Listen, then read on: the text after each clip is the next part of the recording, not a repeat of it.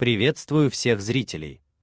Кавказ является многонациональным регионом, и у каждого народа есть свои земли, данные им самим всемогущим Господом миров. До создания республики под названием Дагестан у каждого народа, населяющие ее, были свои национальные округа, а еще раньше были свои государства. Как говорил гунский император Моде, земля – это основа государства. Практически все войны на планете происходили и происходят из-за контроля той или иной земли. В нашей религии, в исламе, земля, как и другое частное имущество мусульманина или общины, является неприкосновенным для других, и притягание на нее чужих является великим преступлением. Таким же великим позорным и недостойным поведением оно является и в наших местных кавказских адатах, позор которого ложится на преступников на многие-многие века. К большому сожалению, в нашем Дагестане этот позор пытается стать обыденностью. Различные люди, а порой даже и целые общины, незаконно захватывают и пытаются захватить земли других мусульманских общин, прикрываясь тем, что якобы эти земли им дало государство, забывая, что какое бы это государство ни было, земля остается частной собственностью тех, у кого оно было отнято несправедливо этим государством десятки лет назад. Эти люди забывают хадис посланника Аллаха: вокруг шеи того, кто несправедливо присвоил даже 5 земли, будет обвито собранное с 7 земель. Аль-Бухари, Муслим. Приведем вам очередной вопиющий случай таких вот захватчиков чужого имущества, которые, начиная с 2000-х годов, наплевав на все наши законы, будто исламские, адатские или государственные, начали постройку незаконных поселений под названиями Новая Урада, Шангада-Щитлип, Новый Тидип, находящиеся возле столицы Дагестана, города Махачкалы. Ранее эта территория была отнята безбожниками-коммунистами у местных мусульманских общин, а это Эрпелинское и Копчугайское общество.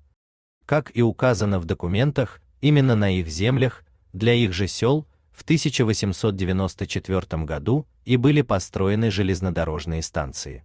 А это станция Алмало на земле общины Копчугая и станция Темиргоя на земле общины Эрпели.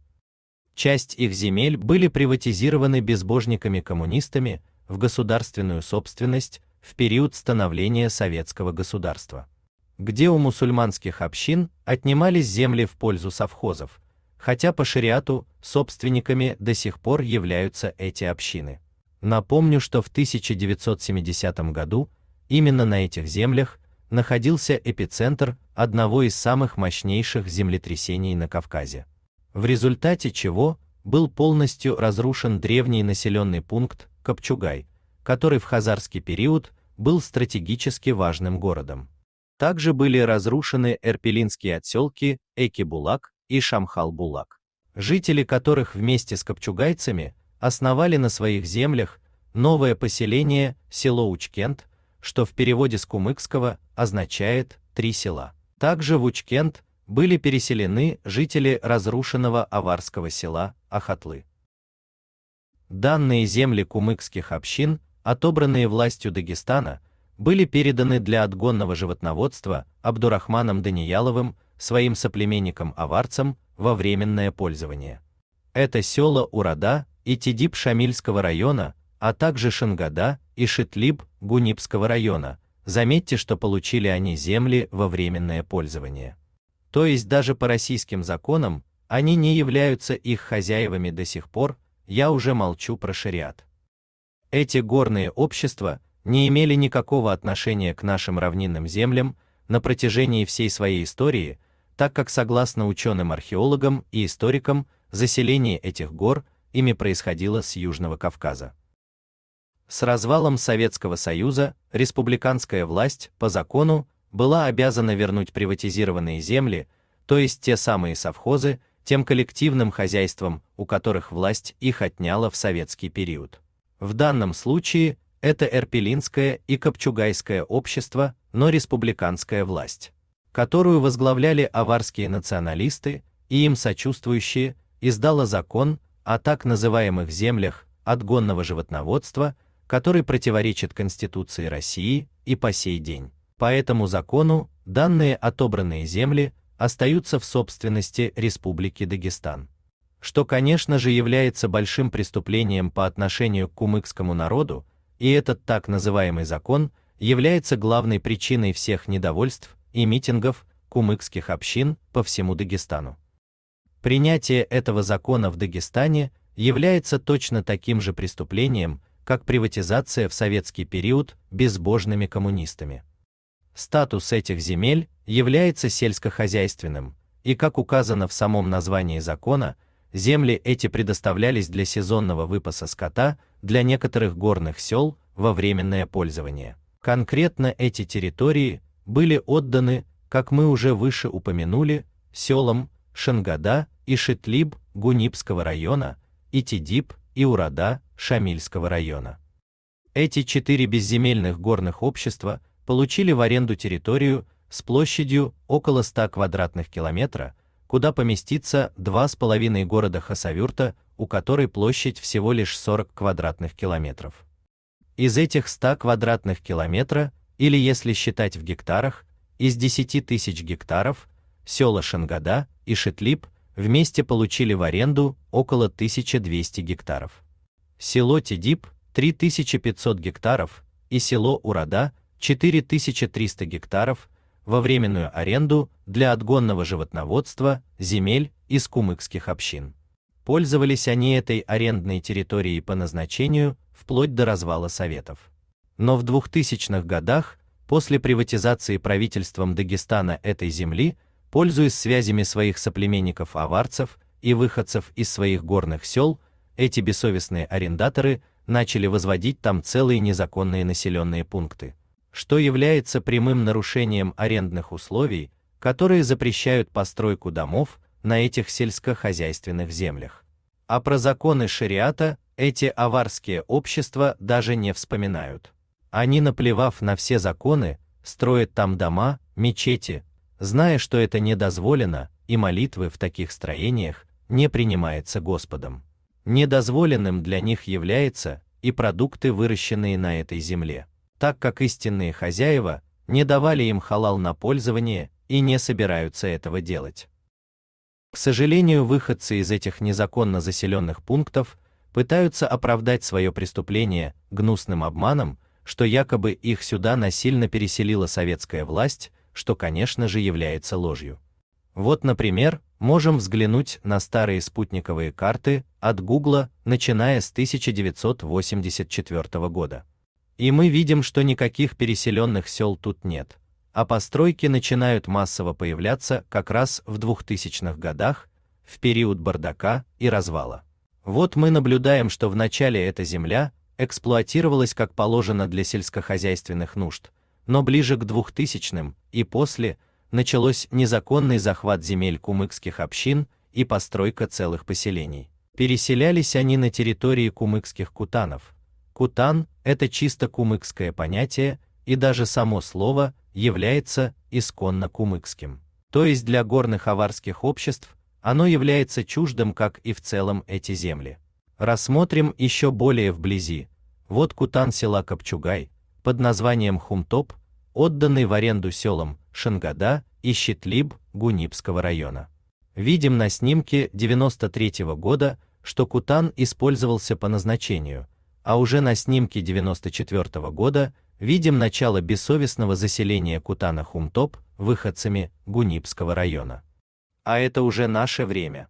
Здесь полноценный сельский населенный пункт, у которого, конечно же, нету официального статуса муниципального образования. Формально его не существует, так как это нелегальный самострой. Перейдем к следующему незаконно заселенному кутану, принадлежащий по шариату общине Копчугай, который захватили жители села Тидиб Шамильского района. Вот снимок 91-го года, также не видим никакого насильно переселенного села, а видим используемое по назначению поле. Также 2003 год. Поле. А вот 2010 год, в котором только-только начинаются появляться незаконные жилые постройки. И, наконец, наше время, уже стоит маленький незаконный поселок Новый Тидиб. А теперь незаконно заселенный Кутан общины Эрпели аварцами из села Урада Шамильского района. Тут также незаконная застройка началась в период бардака в стране. В 2001 уже есть незаконные дома. А вот наше время. Здесь уже стоит незаконное поселение средних размеров, Новая Урада. Эти спутниковые снимки из космоса также являются очередными доказательствами лжи общественников из этих незаконных поселений. О том, что их якобы насильно переселила власть, подобно той страшной депортации части народов Северного Кавказа в Среднюю Азию. А по факту, они совершили большое преступление по всем нашим законам. Они заняли очень плодородную Алмалинскую долину и ее горы. Тут, как рассказывают наши живые отцы, они сеяли поля и пасли скот на своих джамаатских землях, пока советская власть, а потом и республиканская, их не отняла и отдала в аренду этим аварцам-беззаконникам. Конечно же, мы не даем вам халал на пользование этой землей. Если у вас есть хоть грамм имана, то немедленно освободите наше имущество. Пользуясь поддержкой выходцев из своих незаконных поселений во власти, они направляют деньги из бюджета на постройку соцобъектов, школы, садики, спортзалы и тому подобное, что является преступлением даже по российским законам, как нецелевое использование средств. Уходить эти люди добровольно не намерены, и призывы оставить чужое имущество на них не действуют. Харамные арендаторы-аварцы, обращаюсь к вам, это является для вас наказанием уже в этом временном мире. Одумайтесь, пока не поздно. Верните чужое имущество. Оставьте наши земли, наши предки веками проливали кровь за эти земли, и вернитесь к могилам своих отцов и дедов, которые жили в безопасных скалах. Вы и ваши предки не имеете никакого отношения к нашим землям. А теперь послушаем ответ исламского ученого, имама одной из мечетей Дагестана, Мухаммад Бурхана Бабатова, это сын покойного шейха Мухаммад Мухтара Кахулайского, где он разъясняет такую ситуацию с точки зрения нашей религии. Ассаламу рахматуллахи ва баракату. Если у конкретного человека отобрали силой землю, дом, участок, вот здесь нету никакой разницы, сколько времени пройдет и сколько поколений сменятся. Никакой разницы нету. Вот то, что было взято силой, необходимо вернуть. Или хозяину, если он есть, или же наследникам этого хозяина. Допустим, вот государство силой выселяет какой-то народ, отнимает у них дома, землю и отдает вот эти дома и землю другим людям. Допустим, проходят года 100, 200, 300 лет. Здесь абсолютно никакой разницы нету. Те люди, которые взяли вот чужие дома, земли, они должны знать, что это им не принадлежит. Валлахи, Аллах Субханаху ва Тааля не будет принимать их поклонения, если они, зная, понимая, осознавая все это, вот сидят в чужих домах. И точно так же строго мы должны относиться к общим джамаатовским землям. То есть никто не имеет права забирать, отбирать, захватывать чужие джамаатовские земли. И от того, что кто-то сделал документ, получил зеленку, это сути дела не меняет. Если ты эту землю не получил, исходя из решения шариата, исходя из решения религии, то от того, что у тебя есть какие-то документы, абсолютно это не смягчает запрещенность данного действия.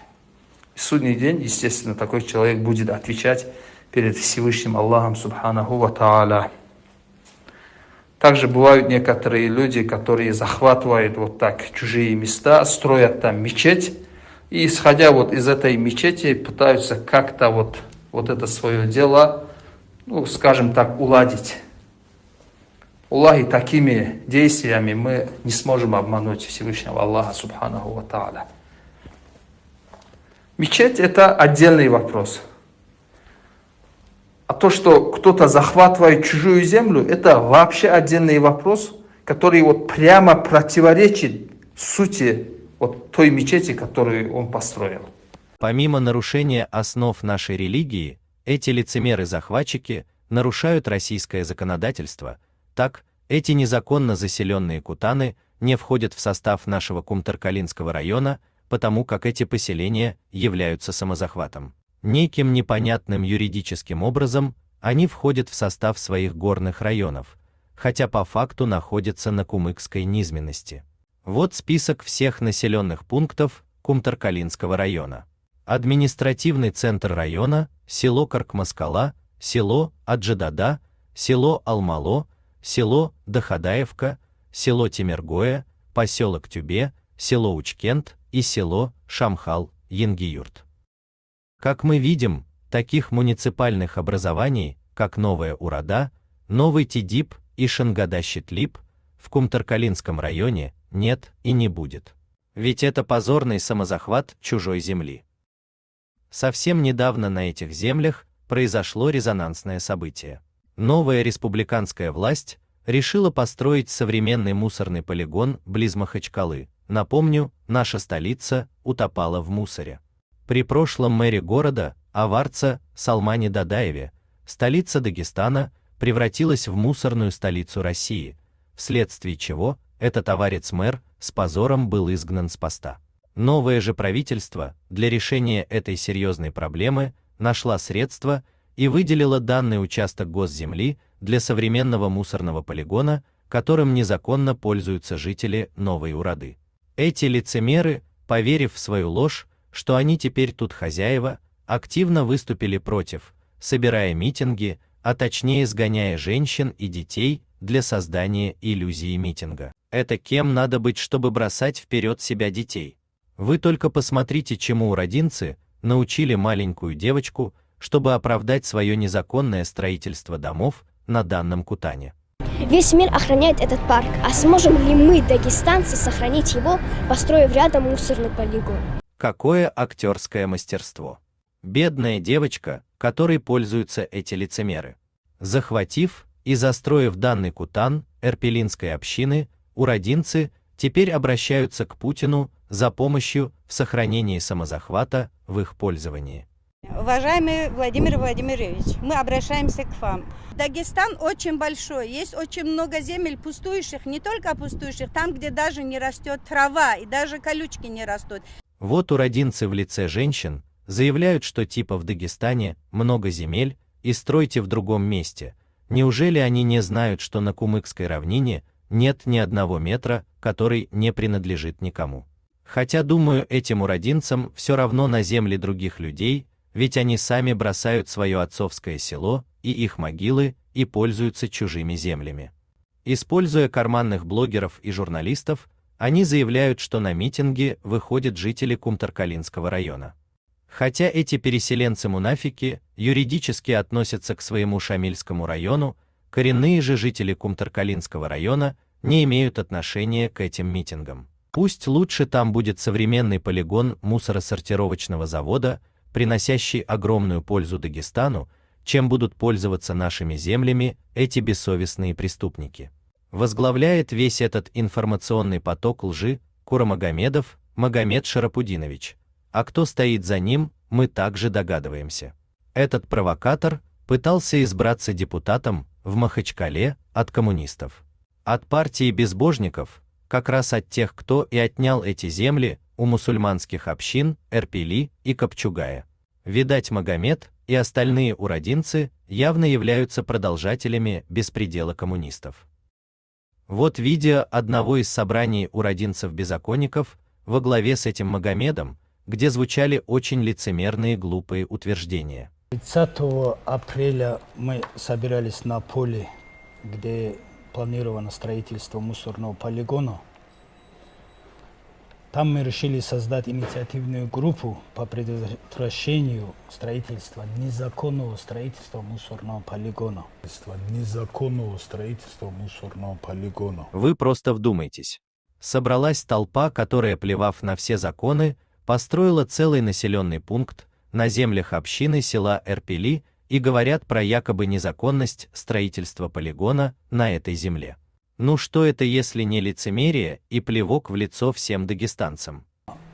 Общественные слушания по Кумтаркалинскому району были, но они провели это формально, без участия жителей, селение Нового Урада и селение Тидиб.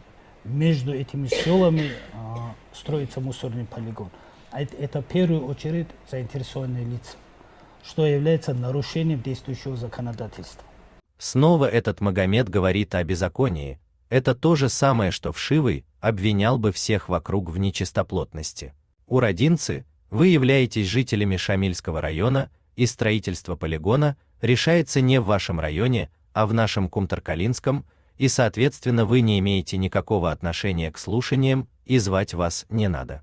А ваша незаконная застройка Кутана будет снесена. Мы с этим письмом, указывая это, обратились к главе Кумтаркалинского района, на который был получен ответ. Жители селения Нового Урада и совхоза Тидиб к Кумтаркалинскому району не относятся, поэтому присутствие их в слушаниях не обязательно. Это официальное письмо, у нас такое есть. Это нарушение законодательства. В дальнейшем это в ходе судебного разбирательства мы будем этот вопрос решать, почему должностные лица позволяют себе нарушать закон. И опять этот лжец говорит о нарушении закона и жалуется на главу нашего района, что он ответил правду, то что вы не являетесь жителями Кумтаркалинского района. Еще один момент. Раз строительство начато без экологической экспертизы, без разрешения на строительство, нанесен ущерб природе, то есть нашей земле нанесен ущерб. Прокуратура это указывает на это, что были нарушения, но на сегодняшний день уголовные дела не возбуждены. Уродинцы, а вы с разрешения закона начали строительство ваших домов на чужой земле. Уголовные дела должны быть возбуждены на весь ваш лицемерный табор.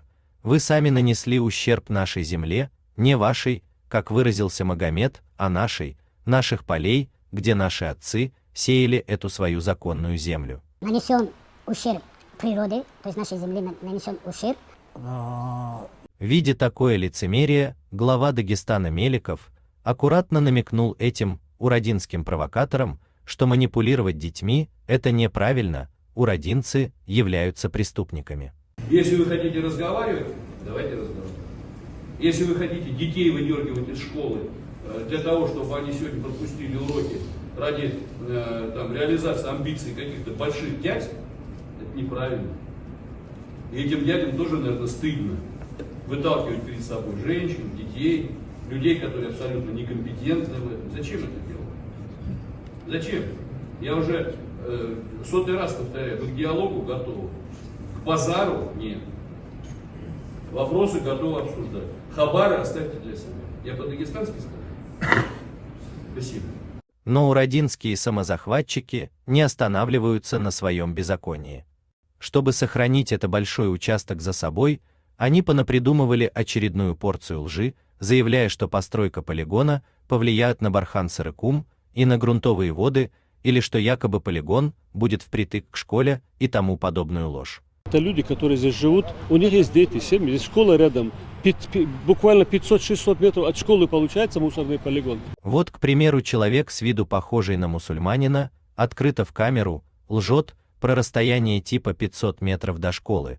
Давайте вместе замерим точное расстояние как минимум до угла школы от полигона. И так получается 1800 метров, как видите, у них ложь на лжи. Буквально 500-600 метров от школы. Этот человек молчит про свое незаконное строительство на Эрпелинском Кутане. Видимо, они решили, что здесь никого нету, что это или не люди, или их надо выслать отсюда. Я не знаю, чем они руководствуются. Мы руководствуемся законом в отличие от вас, уродинцев, занявших нашу землю. И нет, мы считаем вас людьми, и мы не собираемся вас высылать. Мы хотим, чтобы вы, как подобает мусульманам, покаялись перед Всевышним и ушли с наших земель к себе на родину, в Шамильский район. Это дикость, если не сказать больше, если не преступление. Послушайте их, про что только не расскажут, и маковое поле, и бархан. С правой стороны у нас красивое маковое поле. С левой стороны тоже большое, огромное поле, почти которое доходит до этого Дин-парка. Дальше идет вот эта гора Сариху. Вот в этой местности почему-то государство решило построить мусорный полигон. Полностью поле маковое разрушили, начали строить мусорный полигон. Ни у кого ничего не спрашивая. Гора Сариху вот тут. Это же достопримечательности. А зачем вы начали строить свое незаконное поселение в чужом месте? Тем более, как вы говорите, маковые поля, бархан, достопримечательности. Почему вы такие лицемеры? Почему вы всех дагестанцев держите за идиотов? Вы себе задайте эти вопросы. Помимо этих причин, для оправдания своего самозахвата, они еще обращают внимание на кумыкскую нефть в данной местности, а точнее законсервированные скважины. Федеральная дорога. Вот здесь скважины. Там наверху 5-6 скважин. Здесь горячая лечебная вода. Вот, смотрите.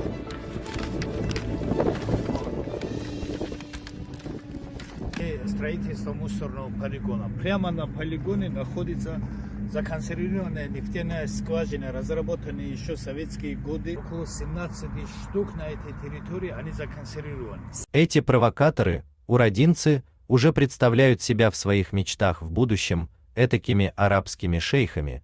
Это одна из основных причин их самозахвата земель эрпелинских мусульман. Тупо взяли на месте, указали пальцем, сидя у себя в чиновничных кабинетах, пальцем ткнули на карте, сказали, вот здесь будет полигон.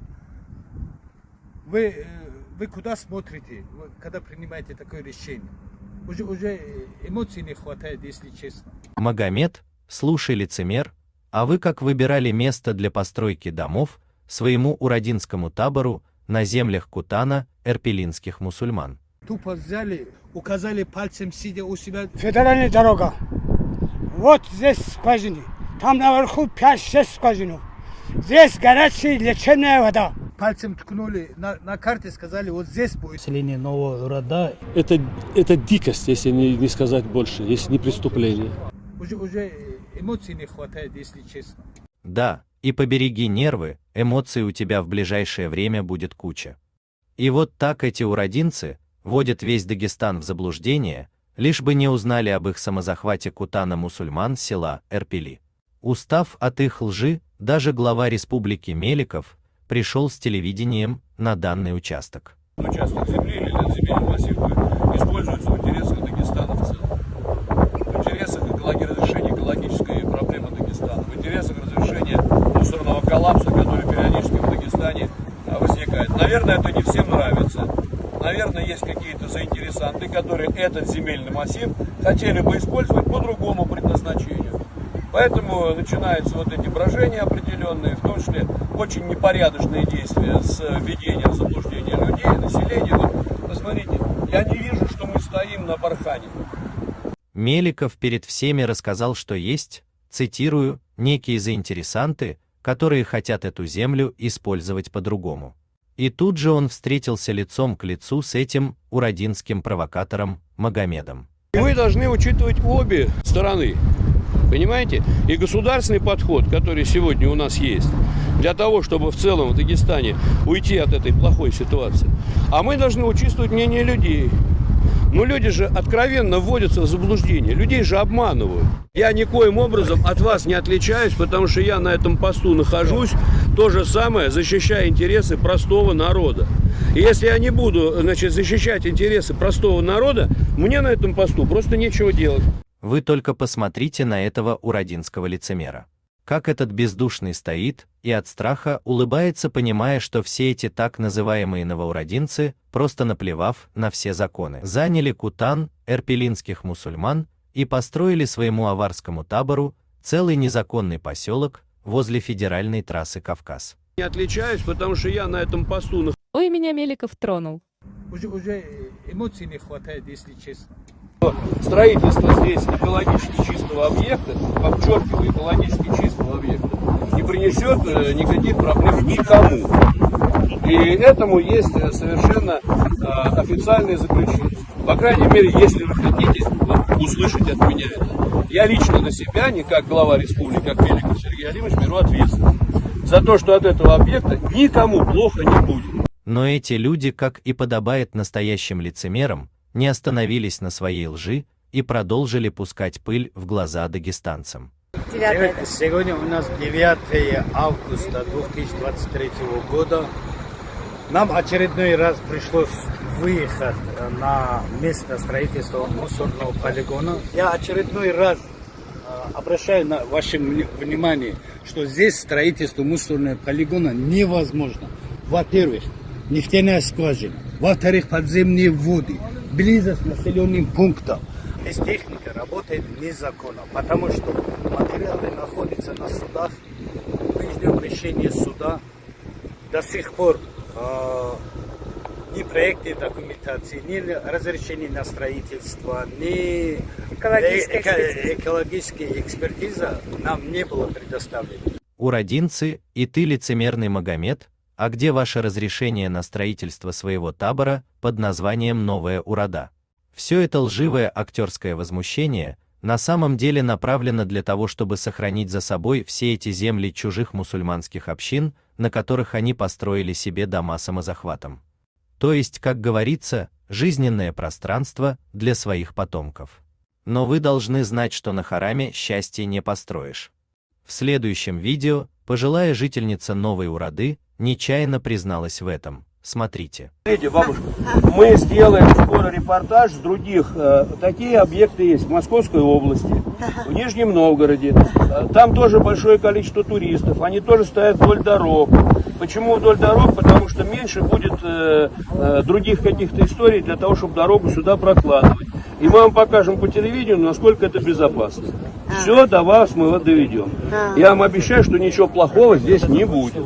Ничего плохого не будет. Это 100 гектаров у нас, если заберут, и у нас коров где будет пасти? Мы решим вопрос ваш, но это немножко другая история. Помогите нам. Хорошо. И с водой помогите.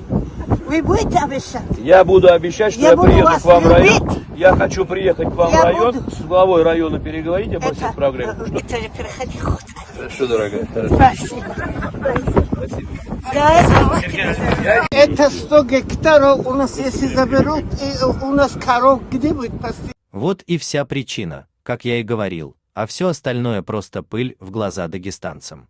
Всего лишь меркантильные цели, хотя про скот – это тоже предлог, на самом деле на продаже земли возле трассы или на постройку новых домов для переселяющихся уродинцев можно заработать огромные деньги. Вы только посмотрите на этот огорченный взгляд. Видя всю эту ложь от уродинцев, не удивимся, услышав от них еще более лживое утверждение, что якобы власть их насильно переселила на землю кумыкского джамаата Эрпили. Давайте вместе прочитаем, как один из бессовестных уродинцев пишет про такую ложь. К твоему сведению, селение Новая Урода было образовано постановлением Совмина Республики в конце 70-х годов, переселив жителей села Урода Шамильского района на пустующую степь, без воды, света, на знойную жару. Лишь бы они согласились освоить эту территорию, строили дома, развивали сельское хозяйство, им выдавали кредиты до 10 тысяч рублей теми деньгами без процентов. В результате тяжелого труда и образовалось селение Новая Урода. И заметьте, мы не пришли на чьи-то дома, а построили село на республиканской земле. Вы только вдумайтесь. Бедные уродинцы. Я прям представляю, как гонят этих безземельных жителей скал на богатую равнину. Без воды и на знойную жару. А ничего, что этот участок самый плодородный в этой округе. Она называется Алмалинская долина, и вода там есть. Эти места совсем недавно засеивали наши отцы, и на близлежащей горе Исысу пасли отары, пока власть не передала в аренду вам, лицемерам. Эту землю вам не давали навсегда, и не давали для постройки домов. Говорите, что вы развивали сельское хозяйство. Откуда вам, жителям скал, знать, что такое сельское хозяйство? Развиватели вы наши. Бедняжки вы горные, да еще и кредит беспроцентный на большую сумму. Представляю, как сложно было оставить свои бедные скалы и незаконно поселиться на плодородной долине, прямо возле трассы и столицы республики. Может, вам еще премию выдать за столь тяжелое решение? Да и еще и бесстыдно заявляют, что это, видите ли, республиканская земля. А республиканской она как стала? Если бы государство Урады отняла бы территорию и выдала бы другим, она что теперь станет дозволенной? Откуда у вас столько лицемерия? И никто вас не переселял, история не знает такого. На спутниковых снимках видно, как вы самовольно застроили Эрпелинский Кутан. Вот еще одно сообщение от урадинских пользователей интернета, а точнее такая же глупая сказка, рассчитанная как пыль в глаза дагестанцам, чтобы оправдать свое преступление. Причем тут жители Новой Урады? Они что, сами переселились от нечего делать? Их тогда переселило государство, причем не спрашивая, хотят они или нет. Покойные родители рассказывали, оказывается, некоторые отважились убегать обратно, не желая там жить, потому что смена места очень сильно влияла на здоровье людей. Это наш Кузенька жирбесится. Чтобы предотвратить возвращение людей обратно в свои родные села, были созданы специальные бригады, которые разбивали крыши домов в горных селах. Оставались одни стены. И сегодня, протирая мягкие диваны, легко говорить о незаконном поселении, особенно тем, которые не представляют, как это было на самом деле. Не верю. Ну не верю. Паниковский не обязан всему верить, Шура. Опять-таки ложь про геройство от якобы отказа от чужой плодородной и очень выгодной земли мусульман, села Эрпели. Эта ложь видна помимо спутниковых снимков и в видео, где опять урадинская женщина случайно проболталась, что они сюда сами переселились всего лишь 30 лет назад, что и подтверждается снимками. У нас такая проблема. Мы жители этого села Нового Урада. Всю жизнь проживаем здесь. Ну, лет, наверное, 30 вот народ проживает в этом селе. Обосновались здесь. У всех здесь дома, все. Всю жизнь проживаем здесь. Ну, лет, наверное, 30. Урадинцы. Вот и вся ваша ложь. Истину не скроешь. Чуть больше 20 лет назад, пользуясь поддержкой своих людей во власти, в период бардака, вы бессовестным образом начали постройку своих незаконных домов на Эрпелинском Кутане. В этом же видео урадинцы говорят, что если это незаконный поселок, тогда как государство построило школу, садик и другие соцобъекты. Снова пыль в глаза дагестанцам.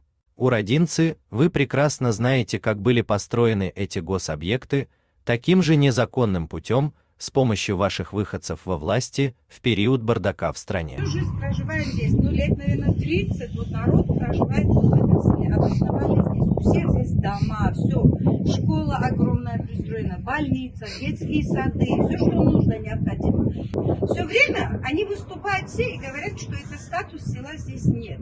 Хорошо, нет статуса села. Каким образом провели газификацию? Каким образом провели свет? Каким образом воду провели сюда? И каким образом бюджет, огромные деньги, миллионы выделили на государственный бюджет, выделили на школу вот такую? Если нет статуса и нет народа здесь проживающего. Прекрасно вы знаете, кто к вам незаконно направлял бюджетные деньги для постройки всего этого. Не делайте вид, что не знаете. И каким образом бюджет, огромные деньги, миллионы выделили на государственный бюджет, выделили на школу вот такую? Если нет статуса и нет народа здесь проживающего. Ну что, ответим на этот якобы вопрос. Вот весь урадинский табор вместе с другими аварскими националистами во власти открывают школу у вас. Сегодня, 1 сентября 2021 года, в День знаний, открывается новая Урадинская средняя общеобразовательная школа имени Асиятила Сураката Хаваловича. В открытии принимали участие чиновники и политики разных мастей, выходцев этого незаконного поселения, а также сочувствующие им другие аварцы. Отвечая на вопрос тех, кто говорит, почему государство построило школу на незаконном поселении, показываем, что вот как вы и видите на самом деле, это дело рук аварских националистов во власти. Обратите внимание, что школа названа в честь Сураката Асиятилова. Давайте выясним, кто это такой и какое он отношение имеет к этому незаконному поселению. Суракат являлся известным спортсменом в советский период и, как принято в Дагестане, такие как он, становились политиками с криминальным оттенком.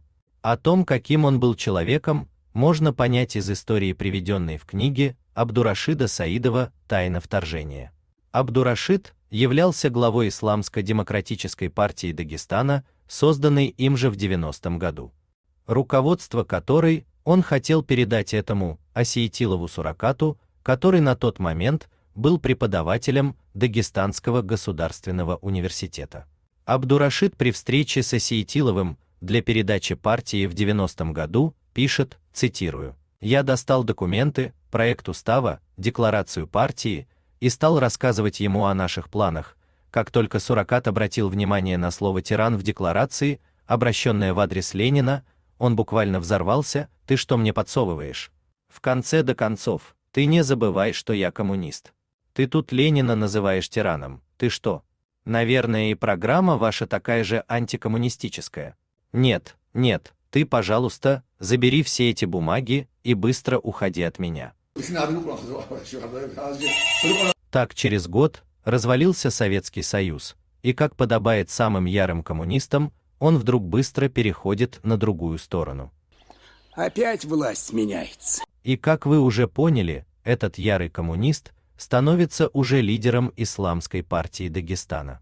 Но в то же время это не мешало ему быть учредителем компании ООО «Махачкалинский пивоваренный завод», после которого в народе Сураката Осейтилова начали называть Сурагат Осейтилов. До последних лет учредителем в его пивзаводе являлся его сын, алкогольный олигарх Магомед Осейтилов. Будучи коренным уродинцем, именно он и возглавлял незаконное заселение Эрпелинского Кутана уродинцами. Так, при поддержке отца и будучи в связях с другими аварскими националистами во власти, он становится во главе колхоза Уродинский в 1988 году. Именно этому колхозу и был выделен этот участок в аренду. Посмотрите на дату его директорства в колхозе и на спутниковые снимки, и где зафиксировано начало самозахвата уродинцами чужой земли. Сначала, в 1985 году, он был назначен заместителем директора совхоза Уродинский, а уже в 1988 стал директором. И, как мы видим, в 2000-х годах он незаконно распродал своим сельчанам земли совхоза и переселил их на Эрпелинский Кутан. Теперь понятно, что связывает все этих уродинцев с безбожными коммунистами, это их захват чужого имущества и пыль в глаза дагестанскому народу. Именно на открытии школы прозвучало доказательство, что самострой начался благодаря Осейтиловым. Давайте внимательно послушаем. Огромное событие и такой большой праздник, вот этот замечательный солнечный день. Когда-то, да, мы перешли на равнину, и нам, конечно, чрезвычайно очень повезло, я считаю, вот новородинцам, то, что вот такие самые лучшие земли, в принципе, это пригород Махачкалы, что нам это досталось. И более того, посмотрите, сегодня какое-то село, есть все, вода, газ, участковая больница, садик, теперь такая замечательная школа. Конечно же, то, что село стало таким, как оно есть сегодня, в этом заслуга основная и огромная нашего незабвенного Сураката Осейтилова. И школа, конечно же, по праву и очень правильно и красиво, хорошо сделано, что названо его именем. Вот, и, конечно, мы должны благодарны быть всем, кто принимал в этом участие. Прежде всего, Магомеду Осейтилову. Он никогда об этом не будет говорить, но я знаю, как эта идея появилась, сколько препятствий было, сколько приходилось заниматься этими всеми вопросами. Теперь всем стало ясно, кто стоит за возмущением уродинцев против строительства полигона на занятой ими земли. Также послушаем слова благодарности от самого Магомеда Осейтилова за незаконную постройку школы на сельскохозяйственной земле чужого джамаата. Я особую благодарность хочу Абу Муслимовичу, который с самого начала нас поддерживал в этом проекте. Благодаря ему, можно сказать, эта школа сегодня здесь стоит. Благодаря ему эта школа здесь стоит. Это слова Магомеда Осейтилова, то есть он открыто признается, что незаконность возведения школы на арендованной сельхозземле взял под крыло этот очередной аварский националист во власти, который уже стал премьер-министром Дагестана. Он и ранее известен в таких махинациях в других незаконно заселенных кутанов, кумыкских общин, аварцами из гор. Мы видим, что это все одна большая шайка аварских националистов. Вот и все ответы этим урадинским провокаторам, незнайкам, которые бросают пыль в глаза всему Дагестану, задавая типа вопрос, а почему государство построило школу, больницу, садик и так далее.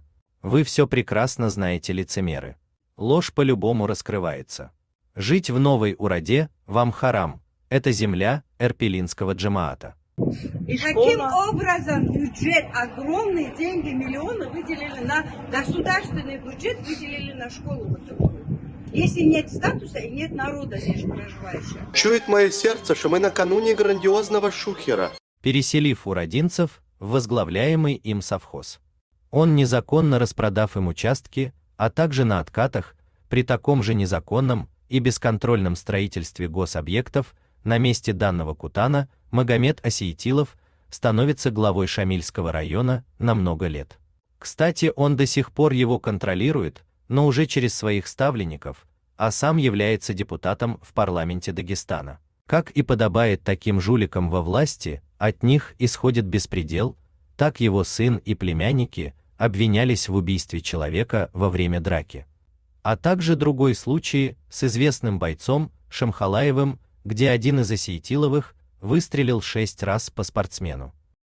Для сохранения за урадинцами данного участка выступают и другие выходцы из села во власти. Вот, к примеру, очередной полукриминальный так называемый депутат, то есть коллега самого Осейтилова, Магомедов, Магомед Ибрагимович, по кличке Мага Сотка, устроил истерику на собрании по поводу строительства полигона на данном участке. Я сам из этого села. Тот, кто подготовил документы на это место, этот человек подставил власть. Министерство говорит одно, они говорят другое. А вы нам рассказываете баски и сказки, детский сад. Сказать, что Новая Урада, это нельзя было сделать. Тот, кто сделал документы, они подставили и вас, и правительство, и всех нас. То есть тот, кто хотел именно, как вы сказать, такое правильное слово подобрать, воровство и грабеж. Наказать того, кто это вам документы сделал. Принципиально, будь он министр, замминистр, кто бы он ни был, кто подсунул эти документы туда, его нужно наказать, посадить, у вас будет уголовное дело. Вот мое предложение как депутат Народного собрания. Сколько же лицемерия мы видим от представителей села Урада. Целый депутат парламента выступает против строительства полигона, заявляя, что это, видите ли, подстава власти. Магомед, а ничего, что ваш урадинский табор устроил самострой на земле Эрпелинского общества. Где ты был в это время? Так ты и твои родственники и являлись участниками этого беззакония. Так что эта актерская истерика уже вам не поможет. Правда вышла наружу. На данном участке незаконное только поселение Новая Урада. Как вы сказать, такое правильное слово подобрать? Уже эмоций не хватает, если честно. Пытаясь добиться максимального резонанса против отъема этого участка под полигон, представители урадинцев пользуются даже обращениями участников из СВО. Смешным выглядит то, что эти участники СВО не являются выходцами из этих мест, ни даже дагестанцами. Уважаемый Сергей Алимович, просим вас обратить внимание на просьбы граждан селения Урада о переносе мусоростроительного твердоперерабатывающих отходов завода в другое, более неблагоприятное место. Да. Обращаемся к вам от имени военнослужащих, мобилизованных, непосредственно жителей Дагестана, заинтересованных в решении данного вопроса. Спасибо. Мы все верим в вас. Мы знаем, что вы победите. И, пожалуйста, такая просьба от всего нашего села. Попросите дядю Мельникова, что пока вы воюете за нас, не топить нас в мусор.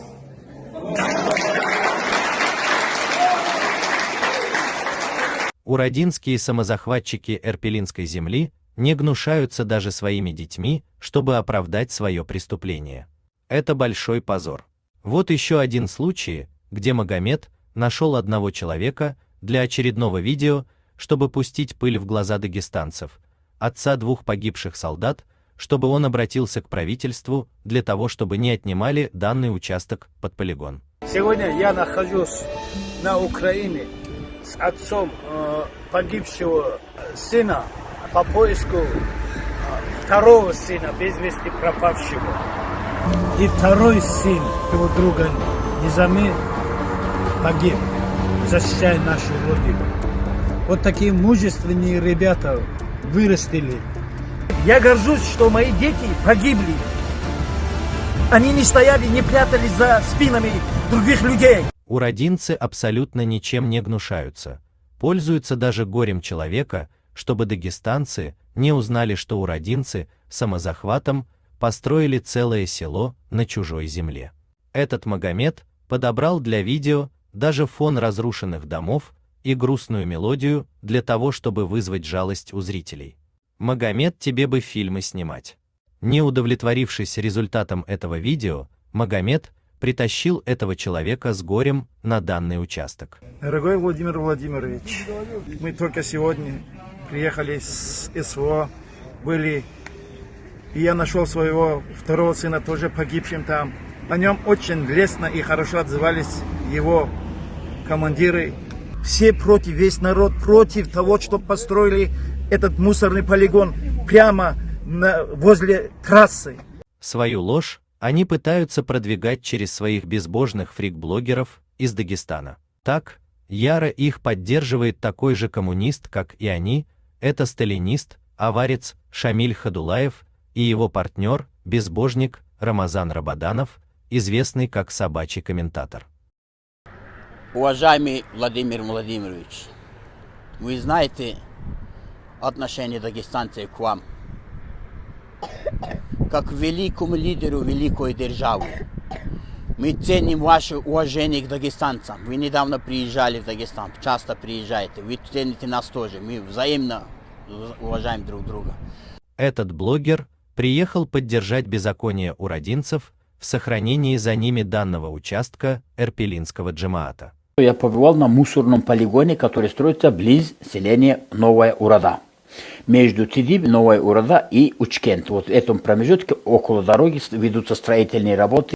Вот люди жили там, переселили их когда-то, Советский Союз, когда был, вот здесь займитесь хозяйством, очень сильно шло переселение. Наши сельчане тоже вот переселили в Чечню, и обратно, когда они переселялись, чеченцы вернулись. Все опять как по бумажке, якобы уродинцев насильно переселила власть, хотя мы только что доказали, что уродинцы самозахватом заняли Кутан эрпелинцев.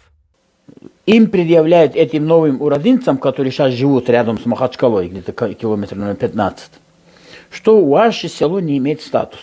Если люди живут, если там люди другие, родились дети, выросли, и у них это их родина. Они говорят, мы этот мусорный завод не допустим. Нас не интересует, статус есть или нет. Там были горячие головы, которые перекрывать будем, говорит, трассу каждый день. Когда я пришел, давай, говорит, ты снимешь, мы сейчас перекроем. И один говорит, я, говорит, буду как партизан, говорит, буду взрывать эти машины.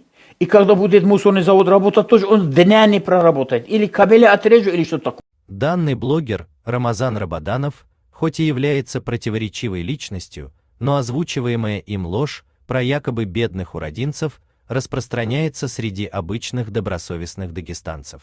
Это тварь, который решил там построить вот этот полигон, вы там завод не построите. Сейчас мы будем внимательно следить, чтобы этот мусорный полигон не был там. Вам надо не то, что отменить вот это ваше решение, да, пойти перед уродинцами, встать на колени и просить, уродинцы, простите нас, мы сделали ошибку. За всеми этими возмущениями и притязаниями на эрпелинскую землю уродинцев стоят аварские националистические политики, у которых далеко идущие планы, о которых мы вам расскажем чуть дальше. Кто-то хочет сказать, что уродинцы, они пришли, какие-то чужие люди, да, какие-то гунны там или ацтеки пришли со стороны. Государство им дало земли, переселило оттуда, они построили дома. Это обычные дагестанцы. Никто им не мешал эти дома построить. Наоборот, вы должны узаконить, дать им статус этого села. Это ваша вина, что граждане Дагестана сидят без статуса и нормально не могут жить. В своих эфирах вновь и вновь повторяют свою ложь про переселение и ни слова про незаконный самозахват, то есть происходит подмена понятий. Но что это за человек и почему он так яро их защищает, давайте разберемся. Для начала поймем его взгляды, имеются ли у него наши традиционные дагестанские понятия о взаимоотношениях в плане землепользования. Насчет шариата я вам скажу. Человечество отказалось от шариата. Ни одно государство в мире шариата не держит. Почему? Потому что наказание в шариате нету экспертизы. Очень сложные преступления бывают. В этих случаях вынести суд по шариату, по шариату очень тяжело будет. Останется очень много ненаказанных людей и неправильно наказанных людей. Поэтому шариат уже устарел. Давным-давно от него отказались только из-за того, что следствие невозможно вести в шариате. Экспертиза, надо институт, там, химические лаборатории. Это очень трудно. От шариат уже не надо мечтать. Больше уже его не будет никогда. Вот теперь мы понимаем, кто и почему являются сторонниками заселения чужих земель мусульманских общин в Дагестане. Да?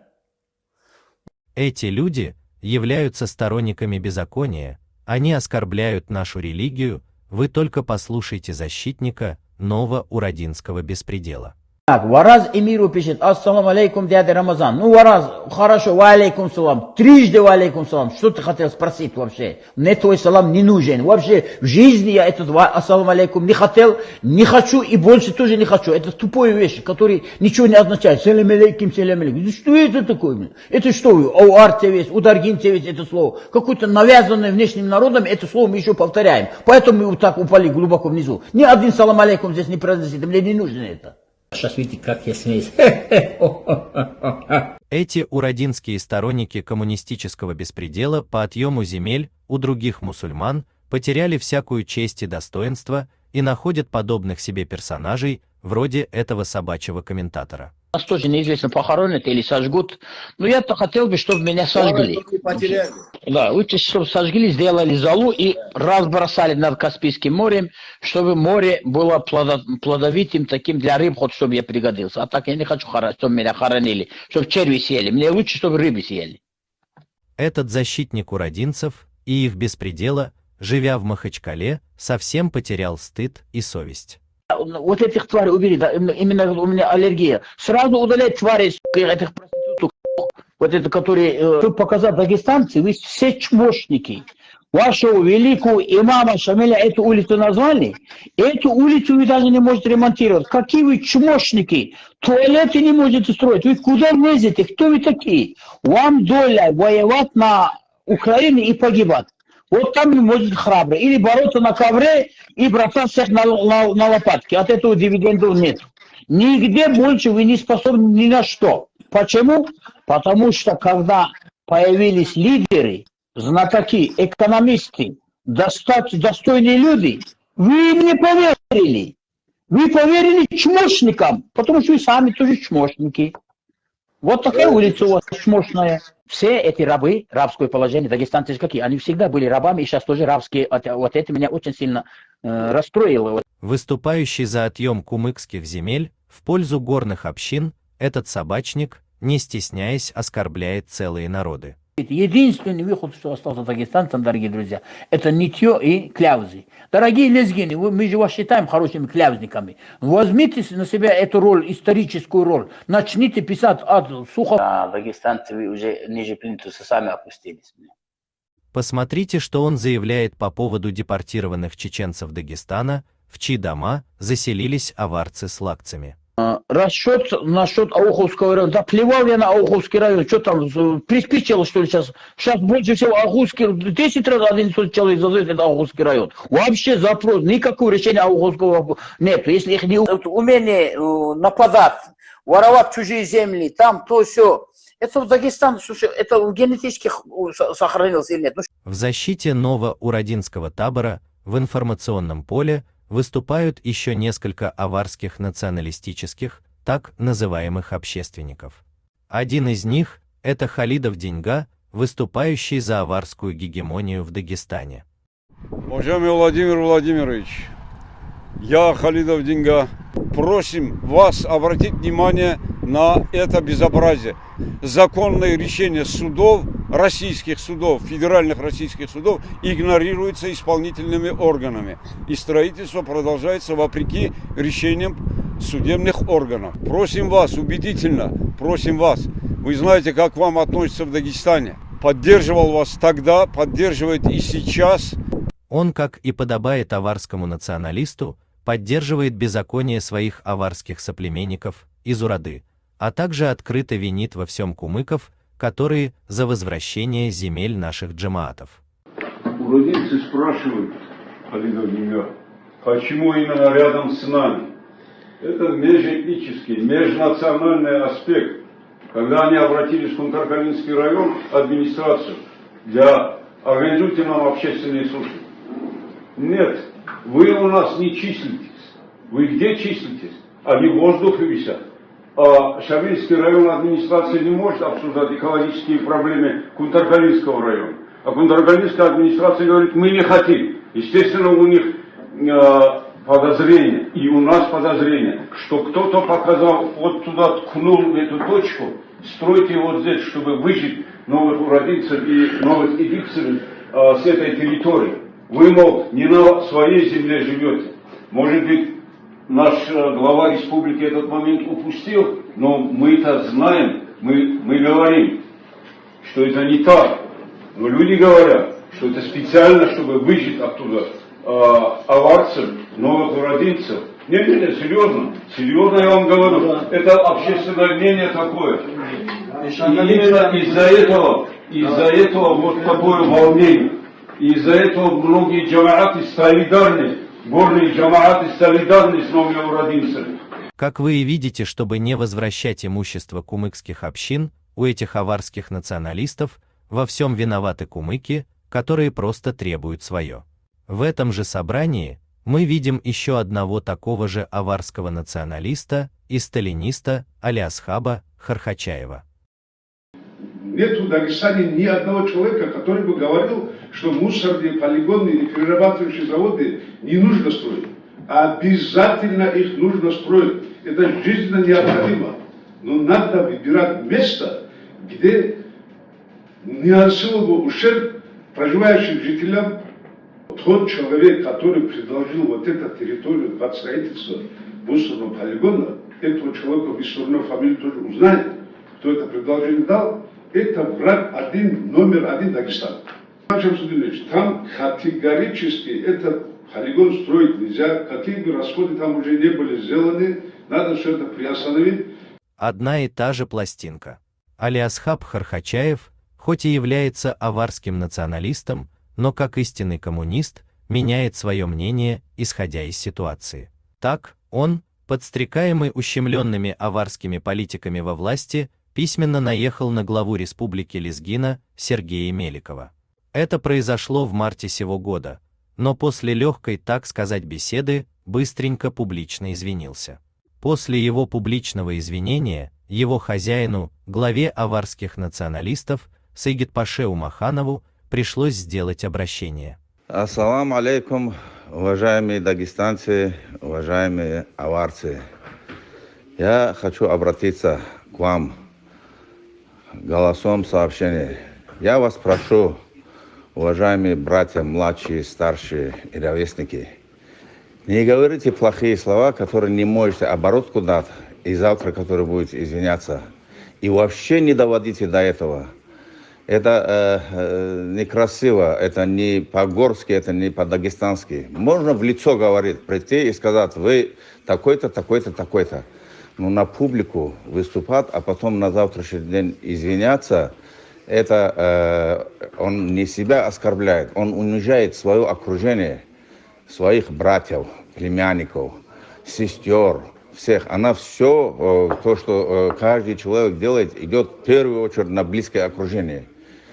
Я еще раз обращаюсь, нельзя грубить, нельзя оскорблять, нельзя какие-то вызовы делать, если ты не в состоянии.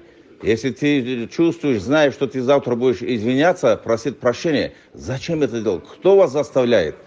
Кто вас заставляет обращениями обращаться на всю республику, на весь мир? Никто не заставляет. Никто не заставляет. Не позорьте горцев, не позорьте дагестанцев. Будьте достойными дагестанцами, горцами. Для извинений на следующий день сегодня вызовы и открытие обращений не делайте. Этот опозоренный персонаж Хархачаев является президентом фонда имени имама Шамиля, учредителем которого также является и Сайгид-паша Умаханов. Сайгид-паша через него организовал митинг в данной местности против полигона, прикрываясь якобы днем рождения имама Шамиля. Вот в этих местах, где мы это мероприятие проводим, я даже других всех предупреждал, не говорите об этом сегодня, потом завтра скажут, Хархачаев специально собрал для того, чтобы об этом говорить. Нет, я был сторонником, чтобы об этом не говорить, но сегодня воочию увидев эти поля, вот эти прекрасные места, я сам родился в Чечне, вырос в селении Нечаевка есть такое, я человек репрессированный, моих родителей в 1944 году насильственно переселили в Чечню и насильственно переселили в селение Нечаевка. И я вижу здесь, какое прекрасное поле, вот это маковое поле. Все это теперь хотят разрушить, уничтожить и построить здесь непонятно что. Мусорные полигоны, мусорные вещи, места строят. В Дагестане недоступных мест много, валом, и там надо их строить. А не там на дороге, где люди живут, и дети будут дышать этой гадостью. Этого полигона здесь не должно быть. Он здесь не будет, пока я живу, альхамдулилля. Мы будем вместе. И любой человек, будь он с Москвы, будь он с Дагестана, руководитель республики это ли, руководитель Российской Федерации это, согласовывайте все с народом, спрашивайте у них, здесь его строить нельзя. И тот человек, который говорит, надо его здесь строить, это враг дагестанского народа. Аллаху Акбар! На данном митинге также принимали участие выходцы из соседнего незаконно заселенного Кутана Шангада-Шитлип. Это выходцы из Гунипского района, как и сам Хархачаев. Напомню, как в 19 году жители этого незаконного аварского поселения перекрыли трассу из-за сноса их незаконных домов. Помимо того, что они построены незаконно на сельхозземле, так еще и построены на магистральной газовой трубе. Во время митинга мы слышим одни и те же заявления, мол, нас сюда насильно переселила власть, хотя это является ложью. Они, подобно уродинцам, также перед собой выводили женщин и детей.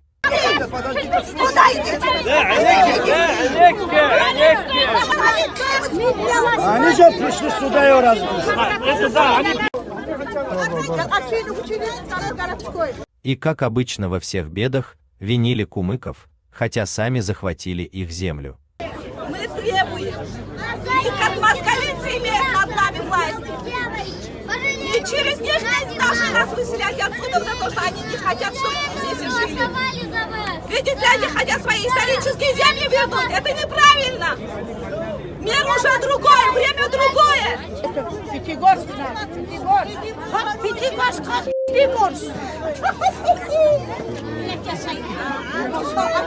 Вы просто посмотрите, как аварцы заселили Кутан кумыкского села Копчугай прямо на территории заповедника и чудо природы Бархана Сары-Кум.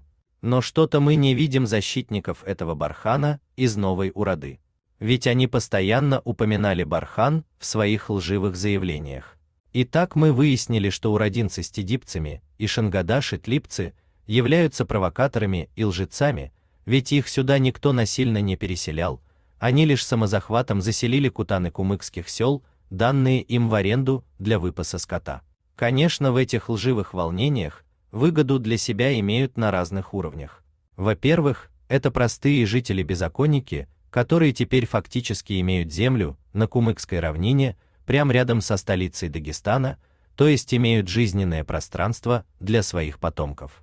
Второй уровень – это их местечковые чиновники, для которых появилась новая территория их муниципалитетов, на которых можно также пилить бюджет, и всех их объединяет третий уровень – это общенациональный аварский. Это увеличение ареала расселения народа без войны, и это нужно для аварских националистических политиков, для того, чтобы стать этаким отцом народа и создание своего государства на чужой земле. Вначале мы рассказывали, что земля – это основа государства, и что у каждого народа в Дагестане есть своя этническая территория.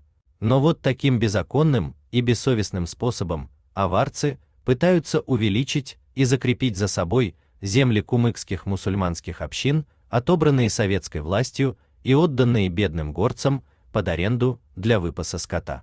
Именно узаконивание этих заселенных кутанов на кумыкской земле и является заключительным этапом в формировании будущей Аварской республики во главе с аварскими националистическими политиками. Одним из главных на сегодняшний день является Сайгид-паша Умаханов. Именно он и стоит за всеми этими лживыми акциями аварцев, в том числе и уродинцев. Единственными, кто противостоит этой аварской националистической идее, являются кумыки как хозяева своих земель. Но есть районы, где из-за малочисленности кумыков аварцы уже полностью завладели районом. Это соседний Кизилюртовский район. С 60-х годов советского периода аварцы заселили более 10 сел Кумыкского Кизилюртовского района, и на сегодняшний день аварцев тут более 60 тысяч человек, это 84%. То есть под видом интернационализма произошел захват целого Кумыкского района. Именно против этого и выступает кумыкский народ, не желающий такой же судьбы своему Кумтаркалинскому району.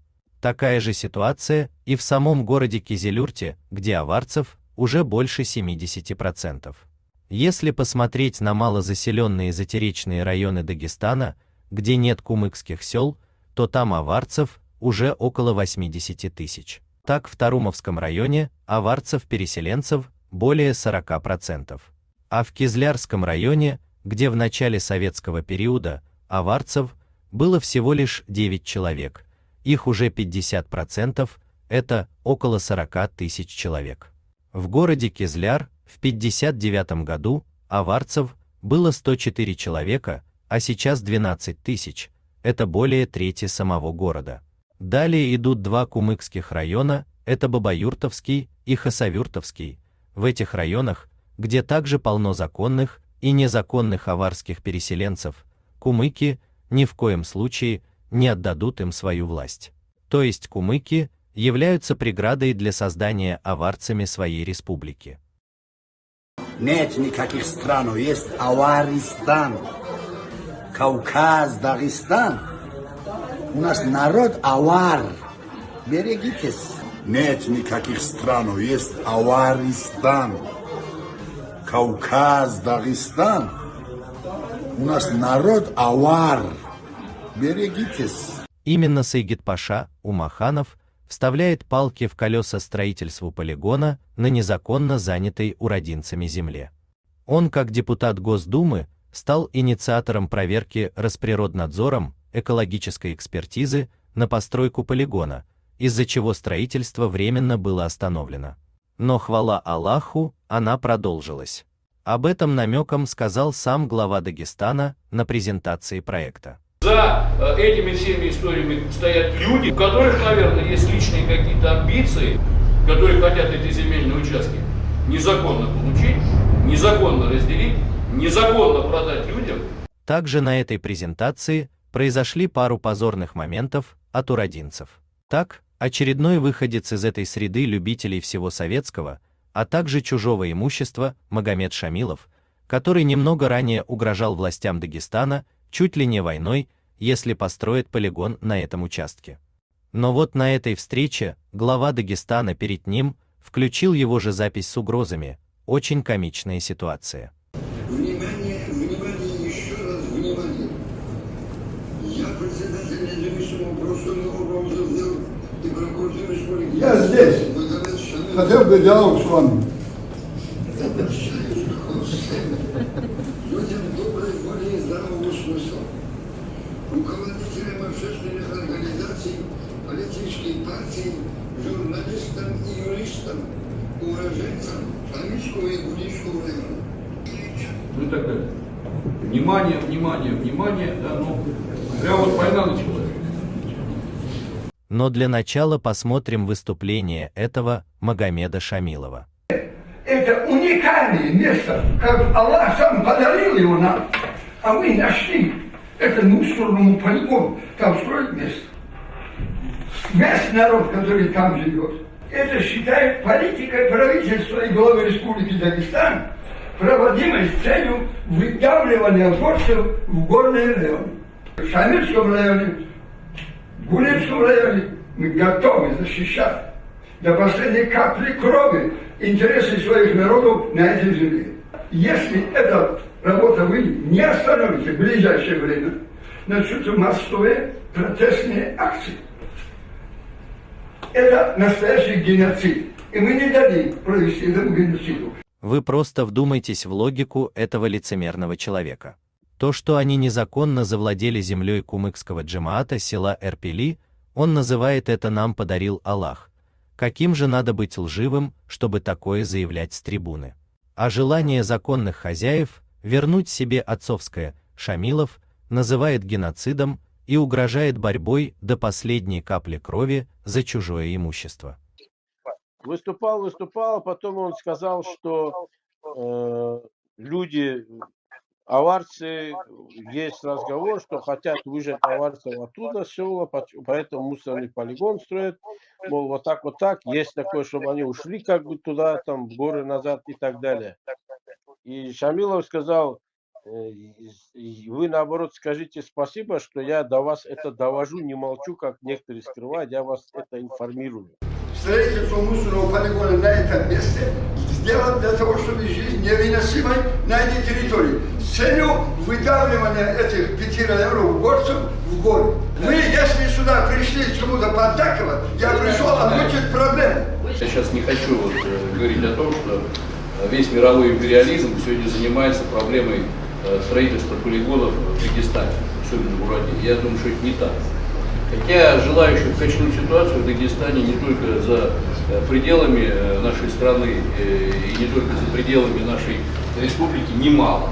Тут же отличился и другой урадинец Магомед Курамагомедов. Раз предлагал, будет ли создана рабочая группа, как было нам обещано, привлечением независимых экспертов, привлечением общественности, привлечением членов правительства, экологов, геологов. Рабочая группа, подождите, какая рабочая группа? Вы какое отношение? Про какую рабочую группу вы говорите? Про какую? Вы нам обещали совместно с общественностью. Нет, я вам не обещал, не надо перевирать мои слова. Я вам никакую рабочую группу не обещал. Этого мусорного завода там не будет. Все, до свидания. Извините, пожалуйста. Давайте мы закончим этот вопрос, на самом деле, обсуждать. Уходит, пусть уходит. Не надо здесь, вот на самом деле, серьезное мероприятие превращать в посмешище. Конечно, этого провокатора оттуда выгнали, но он успел показать свою настоящую аварскую националистическую сущность, сказав, что мы не узбеки или таджики, чтобы в мусоре копошиться. Он был возмущен. Такая мелкая такая перепалка небольшая была, и потом на выходе он сказал, что мы, скажем так, он сказал, мы не узбеки, не таджики, чтобы в мусоре копошиться, и вышел. Вот такую фразу сказал. Конечно, это возмутило Сергея Алимовича и присутствующие, конечно, ну так нельзя говорить, конечно. После того, как его выгнали, он дрожаще начал выступать перед такими же, как он, любителями харама, урадинцами. Сегодняшняя встреча у Сергея Алимова Мелика была презентация этого так называемого ихнего мусорного полигона. Якобы он нормальный, никому не мешает, ничего. Вот даже в этом совещании с нами не посчитались, чтобы вы понимали. Дальше еле дали слово, почти все время я стоял поднятой рукой, в самом конце еле дали слово. Как я ему вопросы задал, на свои вопросы я ответ не получил, кроме того, что там будет все нормально. Ни Сергей Алимович Меликов, ни правительство, ни другие министерства природоохранных ресурсов и другие с нами считаться не собираются. Более того, один там сказал, будут рабочие места на мусоре для нас. То есть сравнили нас да. Вот пусть их дети туда идут работать. Мы уродинцы. Вот я вам это говорю. Ни один человек, ни мужчины не будет, ни женщины не будет, если этот мусорный завод там будет работать. Мы умрем, но это не будет завод. Аллаху Акбар! Сейчас я иду.